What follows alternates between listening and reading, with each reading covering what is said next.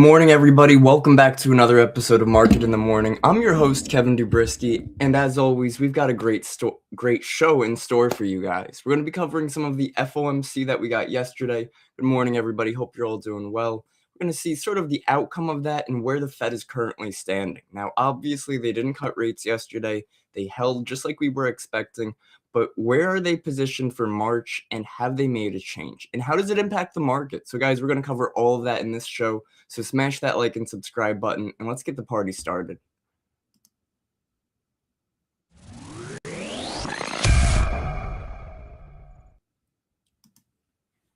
All right, guys, so the first thing I want to show you through market is going to be sort of how the reaction came in yesterday, what big headlines came out, and where markets are currently trading. Now, we didn't just have FOMC yesterday. We actually had some big tech earnings as well, including Meta and Microsoft. Now, Meta showed that their spending year over year was up 40%, which is a massive increase, and it's a little bit of a red flag in the whole tech and AI industry. On the other hand, Microsoft posted great earnings, just like Meta did, but spending did not increase. If anything, their Azure demand increased, which their Azure is their AI base. So it shows some stability along AI. Again, some people claim it's a bubble. I'd love to know your guys' opinion. Do you think AI is in a bubble? Drop it in the comments right now. Bubble or no bubble? I'm going to go with no bubble, guys. It has been continuous. It's been consistent. And we see AI continuously develop into everyday situations more and more and more. Yo, what's up, Eric? Good morning. Hope you're doing well. So, guys, the first thing we can look at today could be gold. Now, a lot of people in here trade gold, whether it's XAU USD or GC, the futures pair. So, wow, guys, gold rallies to 55.66 on Trump Fed pressure. So we mentioned this yesterday in our FOMC coverage as well. Iran tensions, and banks lift $6,000 target. Wow, that's insane. Banks just lifted their target. Once we cracked 5,000, banks lifted their target to 5,400, and we had that here in market.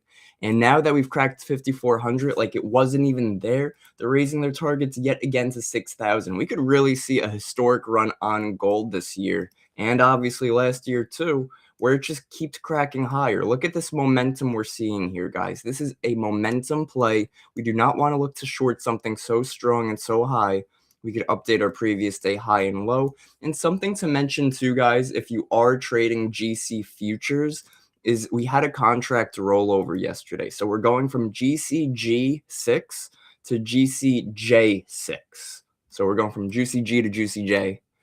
So guys, let's quickly look at gold, see what's supporting it right now. So gold extends gains from 55.11 despite the Fed holding rates. So the Fed holding rates was really one of our major red flags on the economy and on the market, right? We saw that last year, markets were pricing in optimism for rate cuts for the whole end of last year, and we just rallied and rallied and rallied.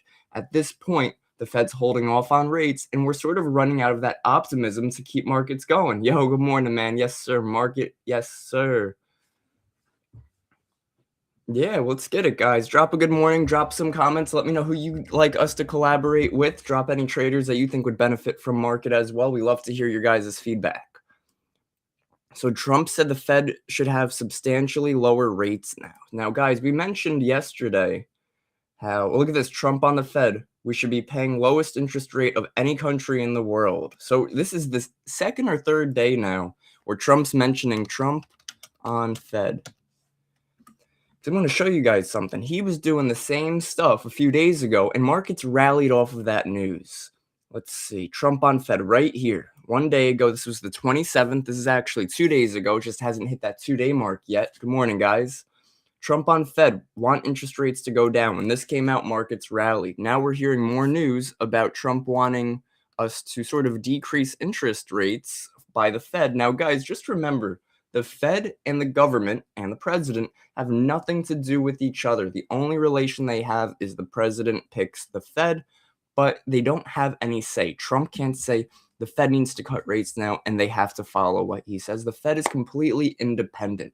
However, because Trump is who he is, his headlines and the things he says moves markets. So it's very important for us as day traders to be aware of what he's saying and watch out for those big headlines.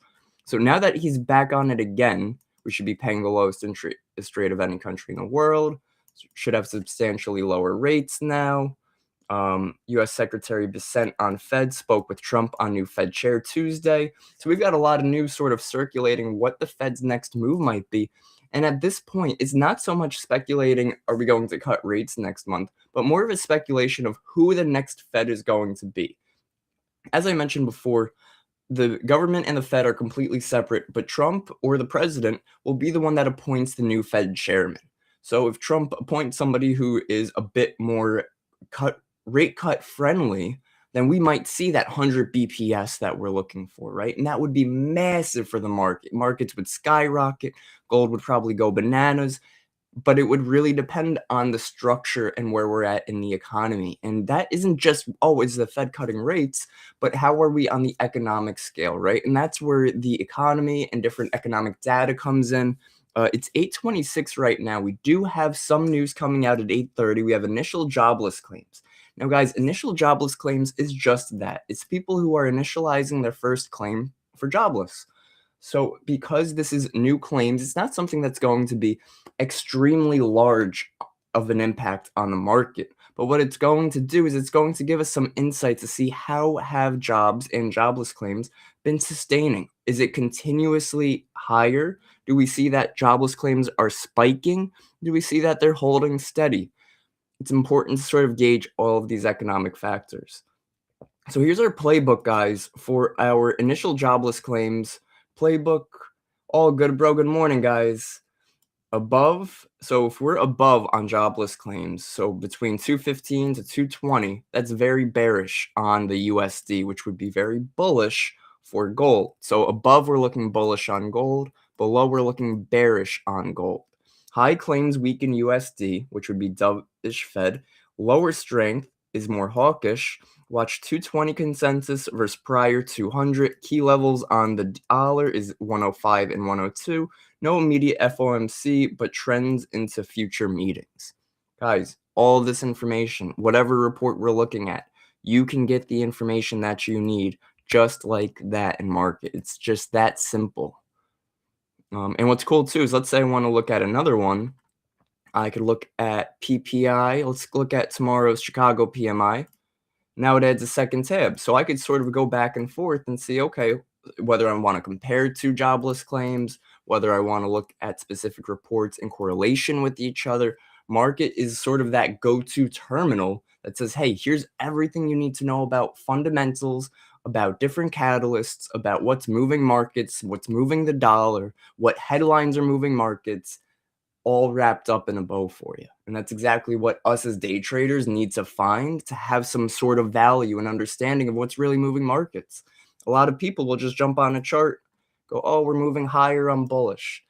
But why are we moving higher? Candles, sure, candlesticks give us an idea. We have some insight. We could even see that for the past couple weeks now, we're breaking previous day high and closing green, breaking previous day high and closing green. And that has really been the trend on gold for, let's see, for about 8 trading days. So now we're on day number 8, and we want to see if that can continue. It's been a very strong trend. We have a lot going on, and this is what's moving gold, right? If I'm looking at gold right now, I'm like, wow, this is really bullish. We're up over 20% in a matter of less than 2 weeks. Guys, this is not a meme coin. This is not Microsoft or Apple. This is gold. This is gold off of all-time highs. This was already all-time highs. It has been making a new all-time high after new all-time high. It smashed through 480, 490, 5,000, 5,100. Now we're sitting all the way at 5,584. We hit highs around 5,600, guys. This is mind-blowing and quite the experience to witness as traders. I just got an alert. Let's see if we got some hot headlines. Here comes the jobless claims, guys. Let's see how that came out, and some deficits too. So initial jobless claims a little higher than expected, a little higher, but still within the forecasted range, right? Nothing major, but still within the forecasted range. So it's not going to give us, like we said, a big impact. That's when we see a big spike to the upside or downside, where it's like really just out of that range. Let's see our dashboard. Dashboard, guys, when you use market, your dashboard is going to be like your go-to. Like everything you need, you could turn the sidebar down, is going to be on this dashboard. If I'm looking at ES, NQ, gold, then I have my news feed over here. We're going to check our high impact. US November trade deficit, 56.8 billion. Consensus was 40 billion. That is a huge rip. So let's take a little brain icon here. So guys, let's say you're reading some sort of headline and it sounds important, but you're not quite sure what it really means. You could hit the little brain icon here on any headline on market. It's going to break it down for you. The U.S. November trade deficit of 56.8 billion, far exceeding the 40.5 billion consensus, signals surging imports and tariff threats. Oh, where'd that go? Amid tariff threats and policy uncertainty in Trump's 2026 economy, defying goals of deficit reduction via tariffs and weak USD policy. So guys, this is sort of going against what Trump is saying these tariffs are going to do. They're going to help the deficit. Well, now the deficit is way higher than expected. This pressures USD further, stokes inflation fears, and raises Fed pause risks. So these are all sort of fears, worries in the economy. A lot of times that can lead to uncertainty, to worry. And what do we do, guys? We hear words like that. We want to be safe. Where's our safe haven? That's gold. So bearish for USD and bonds. Again, that's bullish for gold and ES and NQ. Guys, whenever you see something about the bond market, if the bond market is moving lower, the stock market is normally moving higher and vice versa. Mildly bearish for stocks. Again, mildly. Future implications include heightened volatility if deficit persists, potentially delayed rate cuts. So again, that's pretty big right there. And safe haven flows into JPY and gold. Just like we mentioned before, if you're nervous, just got to think of it from an investor standpoint. That deficit came in big. What's going on? Why aren't these tariffs working the way they should? I'm concerned. I'm taking out some of my money from the stock market. I'm concerned there, right? Or even like we saw, bearish for bonds. Okay, well, I'm concerned in my bond market. I'm going to go invest into something that's showed consistency, like the stock market. So it all depends sort of not on which way you cut it, but which way the market reacts and responds to it, right? And that's, again, where we have this terminal that breaks everything down for us. So look, Fed should be paying low interest rates of the country. Hit the brain icon on that. Trump calls for the lowest interest rates globally, creates market uncertainty. Okay, so be careful off of uncertainty. Let's see. November exports negative 3.6% versus October positive 3%. Imports plus 5% versus October's negative 0.3%. I'm sorry, negative 3%. So major trade data shock. Exports plunge. Imports surge. So exports are plunging, imports are surging. Imports we usually pay for, exports we get paid for, right? So again, here comes that whole consumer confidence also looping into things, saying we're very low right now. And I'm going to show you guys consumer confidence actually came in at the lowest point in 11 and a half years.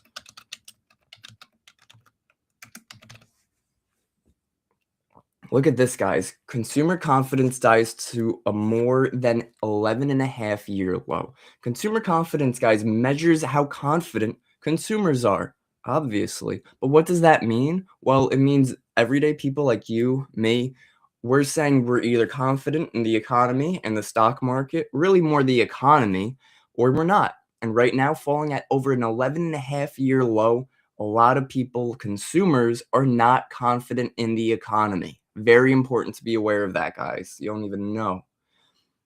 So let's see, guys. Let's take a look at some levels, set you guys up with some price levels today and really see what's going on. What do you guys want to start on first? We'll take a look at gold.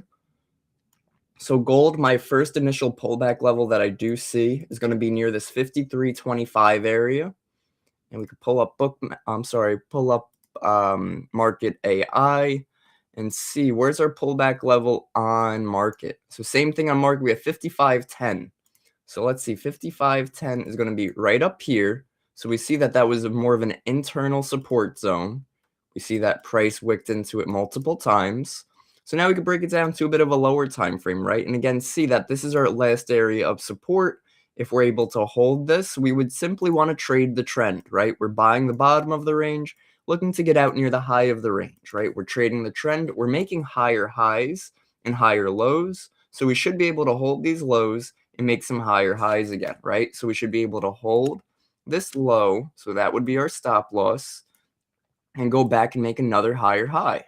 So again, if that fails, then guess what, guys? We're able to sort of trade it two ways, right? If that fails, we can look for us to trade back within the bottom of the range, back towards 55.32.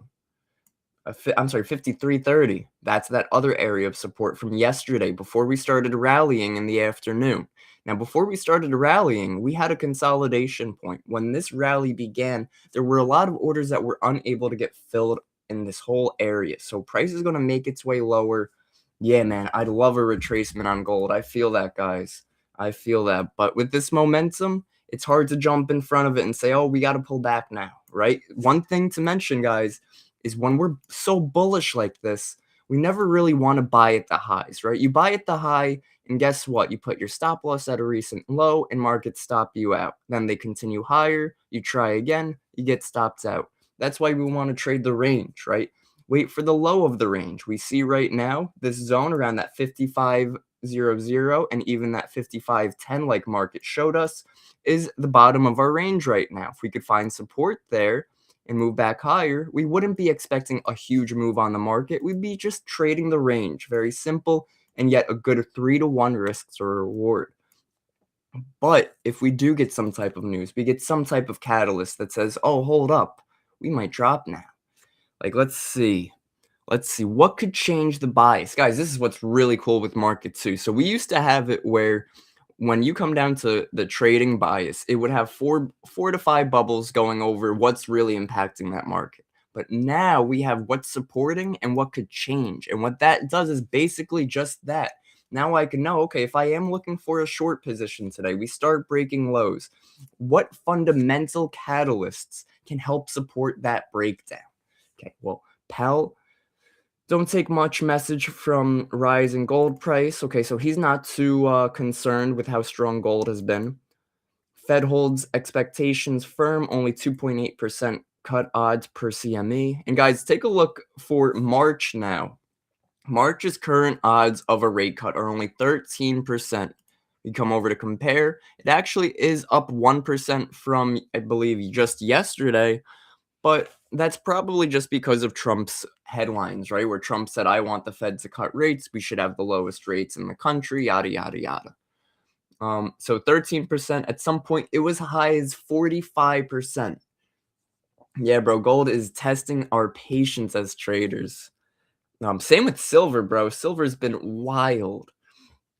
So, guys, it's important to come back to the Fed watch every day just to keep an eye on that Fed rate probability. So March, 13%. If this does increase, let's say it hits 30%, then we might be seeing a bit more optimism. Things might be shifting. At this point, we're probably not going to get that.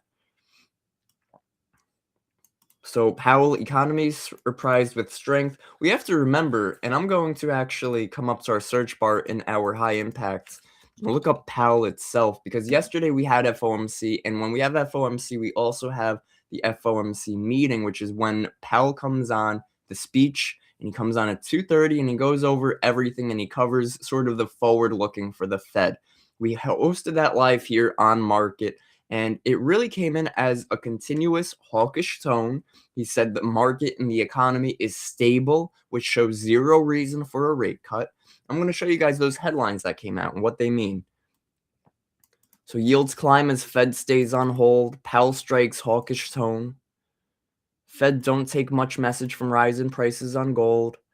Also advised for the next Fed chair is the need to earn democratic legitimacy with congressional overseers. Again, so this is basically Powell's way of saying, please don't get so involved in the government. Please stay democratic, right? That's what we're all about.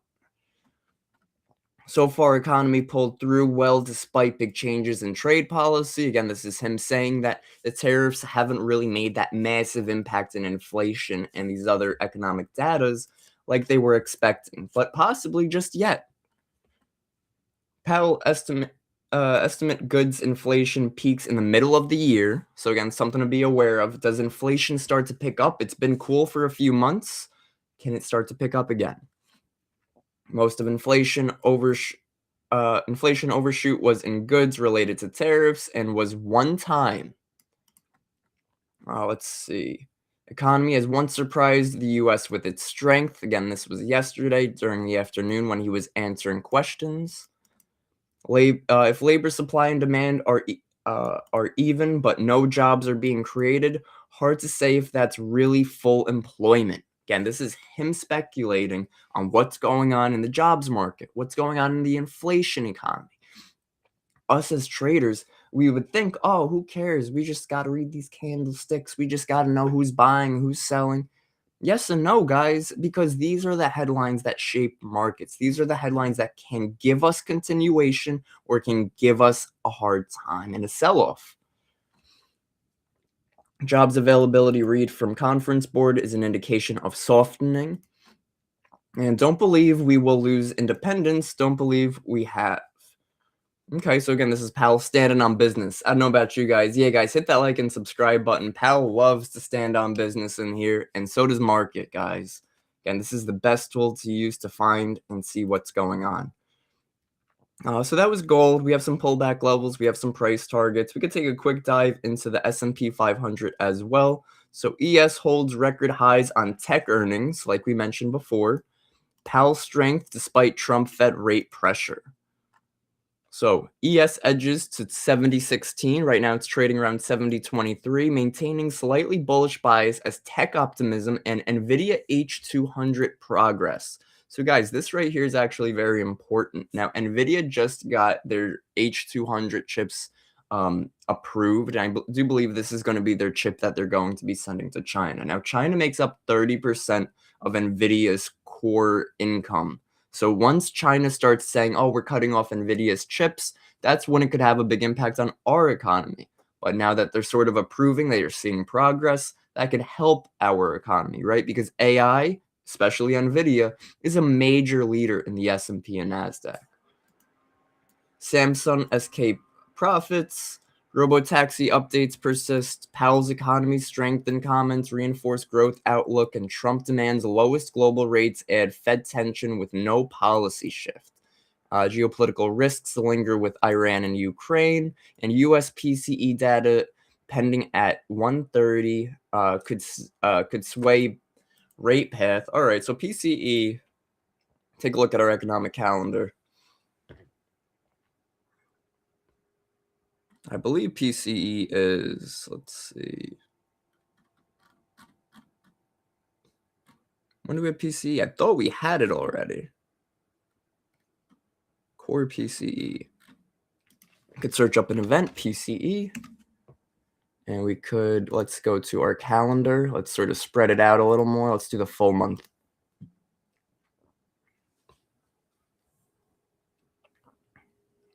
Market just keeps everything so simple.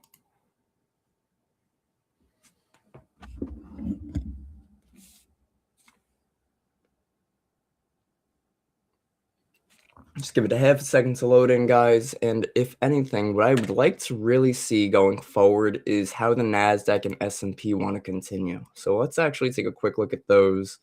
NASDAQ holds near highs as 2026 rate cut narrative holds. So again, we're still sort of expecting cuts. Even though the Fed is staying hawkish, we are still expecting cuts by the end of the year at least.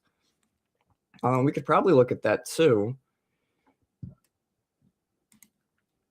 So by December of this year, we have a 28% chance of having at least one rate cut, a 33% chance of at least two rate cuts, and a 20% chance of three rate cuts. So that's all I had to do right there, guys, was come to our FedWatch tool, come over to our dates. We went over to December, which is the last month of this year. We hit compare. I like to keep it on compare because it gives me an idea of where we've been and sort of if we're progressing or degressing in a sense of what we're expecting. And when we see some progression, we can probably see that in the market as well. Let's take a look at NASDAQ. 2026 rate narrative supports equity valuation. Mega cap tech earnings catalyst looms this week. Microsoft Meta strength reverses recent rotation trade. And China approves the H200 AI chips for import. Just like I mentioned before, guys, extremely important to show some strength in the tech sector. So what could change it? Trump raises South Korea tariffs to 25% on autos and pharma. That could have an impact on things like Tesla, possibly. I'd say Ford, but Ford's American made. So anything South Korea tends to put together. I believe Kia is a South Korean vehicle. Earnings beat and misses risks could trigger sharp reversals. We have not gotten any misses yet, and big tech earnings will most likely not have any misses, seeing how strong they are, as they are sort of the core of our economy and the stock market right now. When I say core, of course, I am referring to Meta, Microsoft, Apple, Nvidia, Google. These are major companies that help support and bolster, give us some insight into the ES and NQ. So right now, market AI sentiment index, we are currently reading mixed. Markets mixed post Fed steady rates and strong earnings. Defensive rotation to gold amid hawkish Powell tone, but tech resilience and small cap flow balance sentiment. Guys, right there, I'm really glad I read this. Small cap flows. If I see strength, so let's pull up now the ES and NQ. This is my S&P. This is my NASDAQ. We see on the NASDAQ yesterday, we were rejecting a major resistance point. Same with the S&P 500. But what I want to look at is the Dow. The Dow has a big hold on the S&P and NASDAQ. We see the Dow actually spiked up at 630. Very strange. Over 259 points just to come back that full 259. And again, with market, we could sort of see if any headlines came out at 6 o'clock that caused that. Oh, I just saw 5:30. Russia, nope, nothing too major. Trump on the Fed, that was just about an hour ago. So nothing major in the headlines that would cause a spike like that. And again, we could also pull up market and see where's our Dow. Here, look. Here's our spike. Trump demands lower Fed rates. So that's what happened there. That was when Trump was also talking about the lower rates for the US. So that's causing a spike in the market. Just like I mentioned before, guys, when Trump says we want lower rates, markets react bullish, even though the government and the president has nothing to do with the Fed and the rates.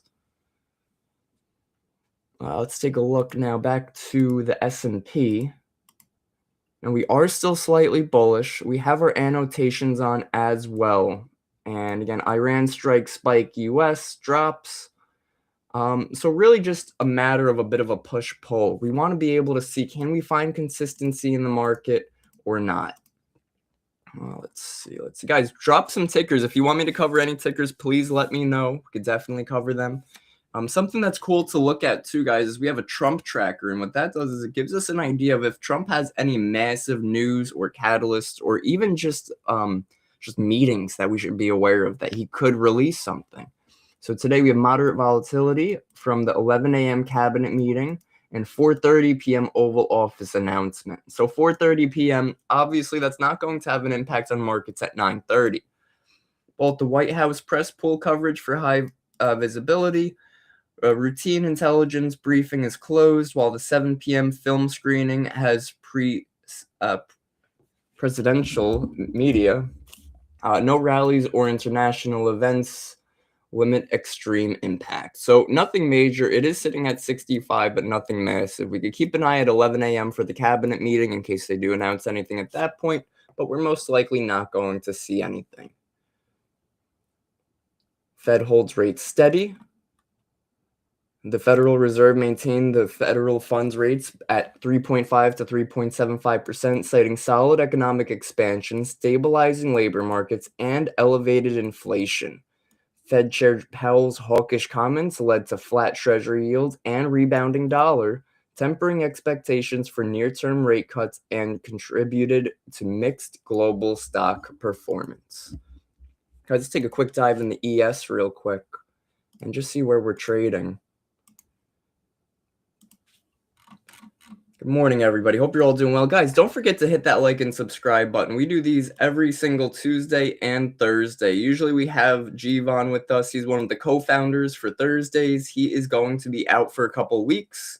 But we also have Nalab, one of the other co-founders of Market, and he's on Thursday, so that's really cool. Love having him on. Great knowledge, great way of describing what's going on in the market. Euro and Canada pair, yo, I got you for sure. Guys, real quick, last thing I do want to look for on ES would be continuation. So I want to see a break of that 70-30 on ES when markets open. If we get that, I'm going to look for some market levels to target.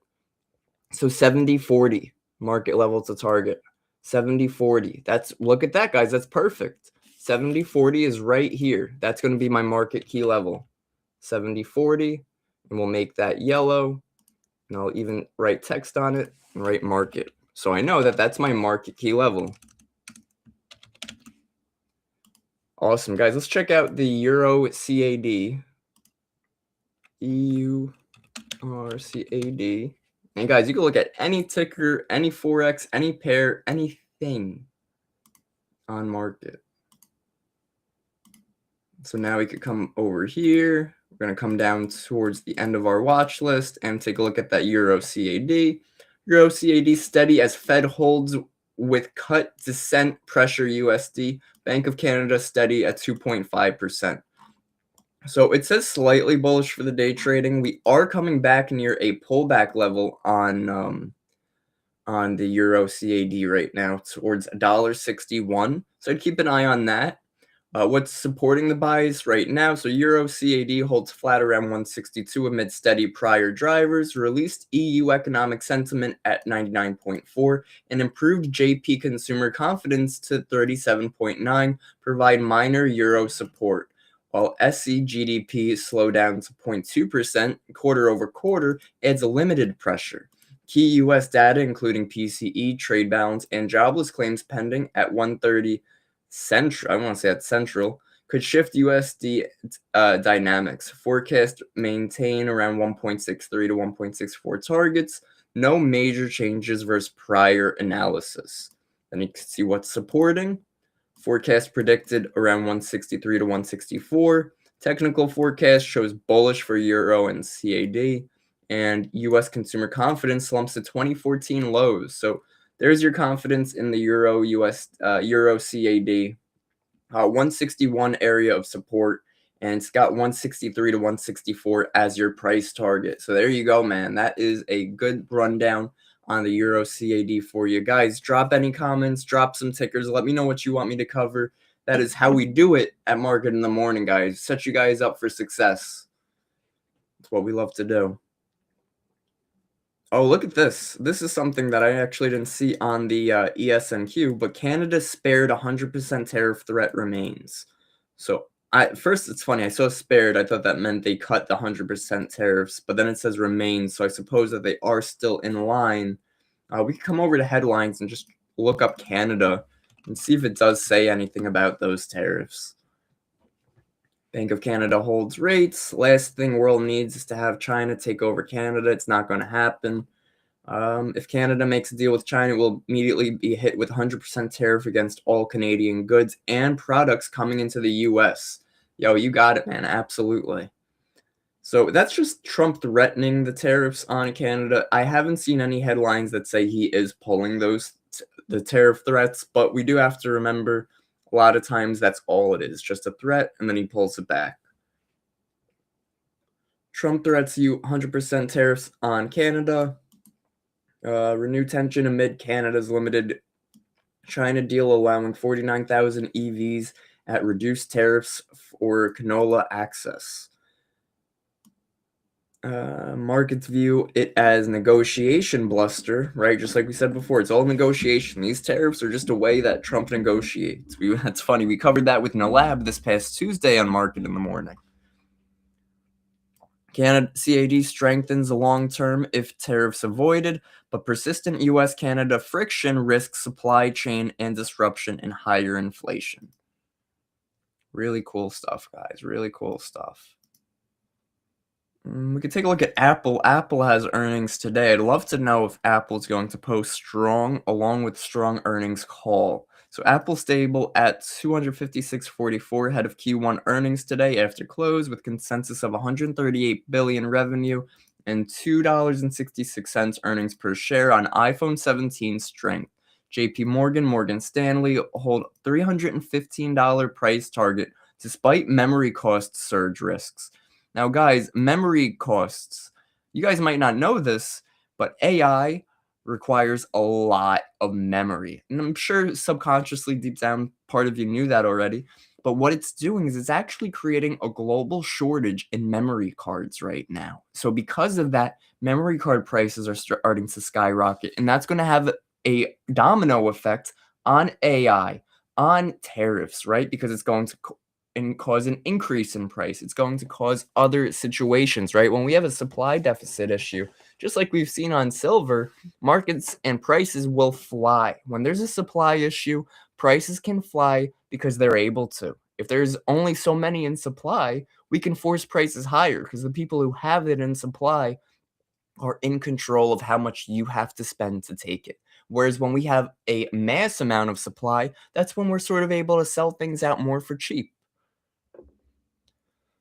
So guys, that's what we're looking at on ES and NQ. Apple also looking good. We have those earnings today after the bell. We could take a look at our earnings calendar on market. Yeah, so we have Apple after the bell, really the only major one we have.